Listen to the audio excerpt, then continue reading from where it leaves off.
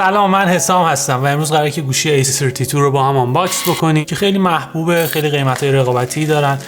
سری در واقع میان رده سامسونگی که توی بازار وجود داره، میتونید خرید بکنید. به این نتیجه برسیم که ارزش خرید داره یا نه. من این گوشی رو با قیمتی هولوش 6 میلیون تومان توی تاریخی که این ویدیو داره ضبط میشه، یعنی اردیبهشت ماه سال 1400 خرید کردم که رقبای جدی برای اون وجود داره. مثلا پوکو X3 رو داریم که میتونید با یه مقدار هزینه بالاتر برید سمت اون گوشی، نه میتونید کمتر هزینه بکنید و برید گوشی ردمی نوت 10 رو خرید بکنید که اونم بسیار گوشی خوبیه و میتونه یه رقیب جدی برای این گوشی باشه.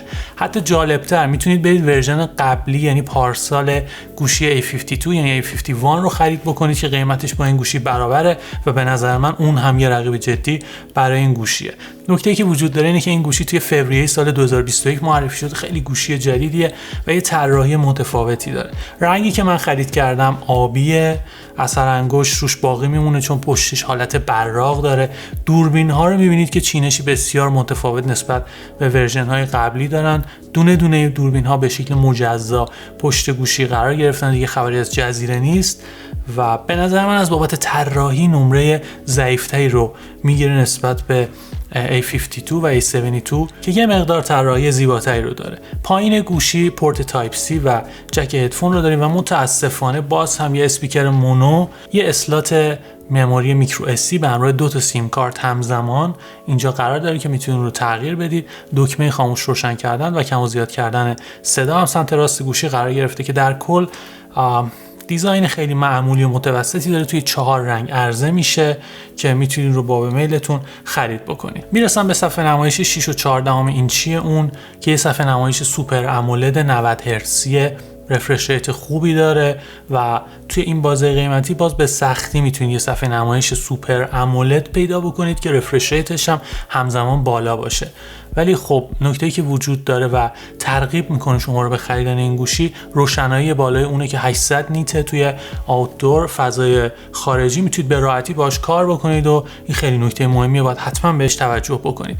رزولوشنش فول اچ دی قابل قبوله، ولی وقتی من این گوشی رو با گوشی A52 مقایسه کردم، کنار هم قرار دادم، احساس کردم که یه مقدار اقناع رنگیش پایین‌تره که ممکنه خیلی برای بعضی مهم نباشه. میرسم به ورژن 5G همین گوشی که خیلی صفحه نمایش عجیب غریبی داره. 1 میلیون تومان حدوداً از این گوشی گرونتره ولی صفحه نمایشش HD متاسفانه. پنلی هم که استفاده شده LCD که خب اینا رو که کنار هم میذارید میبینید که ارزش خریدش یه مقدار میاد پایین، البته اگه صفحه نمایش براتون مهمه. از طرفی رفرش ریت نسخه 5G هم 60 هرتزی، یعنی سامسونگ تا اونجایی که میتونسته تکنولوژی صفحه نمایش رو کم کرده که اون در واقع چیپست قوی تر و ساپورت از شبکه 5G رو بتونه توی اون گوشی عرضه بکنه. این هم یه پارانتزی بود که اگر دوست دارید مقایسه بکنید ورژن 5G با ورژن معمولی، یه ذهنیتی بهتون بده. دوربین سلفی به شکل قطره‌ای این بالا قرار گرفته و حاشیه‌های صفحه نمایش نه اونقدر زیاده که بخواد اذیتتون بکنه، نه اونقدر کم که خیلی زیبا به نظر برسه. باید دقت بکنید که چون رفرش ریت این گوشی 90 هرتزی، اسکرول کردن توی منوها خیلی روون انجام میشه. البته این همه در صورتی که چیپست قوی هم توی این گوشی باشه که حالا بعداً بهش میرسم. اما می‌خواستم به این نکته اشاره بکنم که مصرف باتری این گوشی خیلی بالا نیست. چرا؟ چون باتری 5000 میلی آمپر ساعتی داره. قشنگ یه روز کامل، حتی بیش از یک روز اگر خیلی سنگین از گوشی کار نکشید میتونید ازش استفاده بکنید. و نکته‌ای که وجود داره اینه که شارژر 15 واتی توی جعبه وجود داره متاسفانه و دیگه مثل گوشی A52 از شارژر 25 واتی پشتیبانی نمی‌کنه که شما خودتون برید خرید بکنید و باید به همون شارژر 15 واتی بسنده بکنید که خب طول میکشه، حدود 2 ساعت طول میکشه که باتری از 0 تا 100% شارژ بشه. درباره عملکرد این گوشی باید بهتون بگم که چیپست مدیاتک هلیو G80 توی اون قرار داده شده که خیلی چیپست معمولیه، بنابراین موقع کار کردن با گوشی اون 90 هرتزیه وقتی با این چیپست مچ میشه اون حس روون بودن یه ذره جلوش رو میگیره. یه ذره موقع مولتی تاسکینگ ممکنه که با مشکل مواجه بشید. گیم ها رو روش خیلی حساب باز نکنید چون اونقدر چیپست قوی نیست که بتونه گیم ها رو به راحتی برای شما اجرا بکنه. درسته که با 3 تا رم مختلف عرضه میشه 4 گیگابایت، 6 گیگابایت و 8 گیگابایت و پیشنهاد من اینه که اگه قصد خرید این گوشی دارید بالاترین رم رو حداقل انتخاب بکنید که خیلی زود گوشی از چشمتون نیفته و بتونید راحت باش کار بکنید. این گوشی به صورت پیش‌فرض با اندروید 11 و وان یو آی 3.1 عرضه میشه که هر دوی اونها خیلی بروزن و خوشبختانه سامسونگ قول داده که تا 3 سال آپدیت اون رو به صورت منظم انجام بده و این موضوع باعث میشه که خیلی گوشی زود کهنه نشه و خیلی بروز بمونه. با تکنولوژی‌های جدیدی که عرضه میشه از بابت نرم افزاری همچنان بتونید توی گوشیتون از اونها بهره ببرید. میتونید این گوشی رو با 64 یا 128 گیگابایت رم خرید بکنید که همونطور که بهتون گفتم به وسیله مموری میکرو اس میتونید اون رو افزایش بدید. نکته‌ای که وجود داره اینه که سنسور اثر انگشت زیر صفحه نمایش قرار گرفته، دسترسی بهش زیاد جالب نیست و سرعت خیلی معمولی داره، برخلاف نسخه 5G که سنسور اثر انگشت رو کنار گوشی داریم، خیلی سریعتر و دقیق‌تر عمل میکنه نسبت به نسخه معمولی. میرسم به دوربین‌های این گوشی، همون دوربینایی که به نظر من زیاد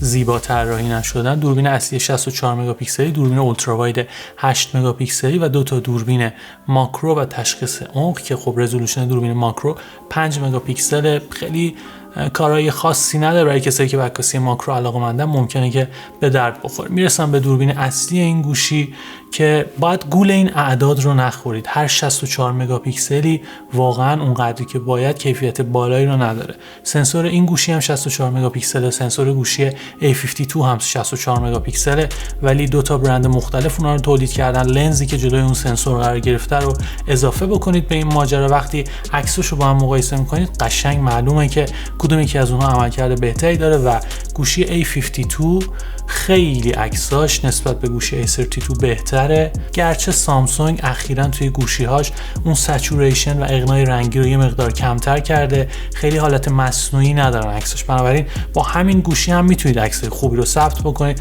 داینامیک رنجش اونقدرها هم بد نیست، ولی وقتی با برادر بزرگترش مقایسه می‌کنیم می‌بینیم که نه، واقعا هم در دوربین اصلی و هم در دوربین اولترا واید یعنی 12 مگاپیکسل در مقایسه با 8 مگاپیکسل A52 عملکرد بهتری نسبت به گوشی A32 داره که اگر عکاسی براتون مهمه پیشنهاد میکنم که یه مقدار بیشتر هزینه بکنید برید سمت گوشی A52 یا یه نگاهی به عقب بندازید. گوشی A51 مال سال پیشه اما یه سری ویژگی‌هایی داره که آدم تعجب میکنه، مثلا تصویربرداری با رزولوشن 4K توی گوشی A51 اوکیه ولی توی این گوشی یه همچین ماجرایی وجود نداره و باید به رزولوشن فول HD بسنده بکنید که به نظر من خیلی بده. توی سال 2021 گوشی عرضه میشه که 4K نمیتونه تصویر برداری بکنه. باید دقت بکنید اون پرو ویدیویی که توی گوشی A52 وجود داشته که توی این گوشی وجود نداره. کلا یه سری از امکانات و قابلیتایی که میتونید با اونها عکس و ویدیوی بهتری رو ثبت بکنید از گوشی A52 حذف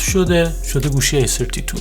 اگه برای شما مهم نیست حتما برید سمت این گوشی و کاملا راضیتون میکنه. خب اگه بخوام جمع‌بندی بکنم که این گوشی به درد کیا میخوره، اونایی که باتری براشون خیلی اهمیت بالایی دارن که گوشی زود دشارژ نشه و مهمتر از اون صفحه نمایش.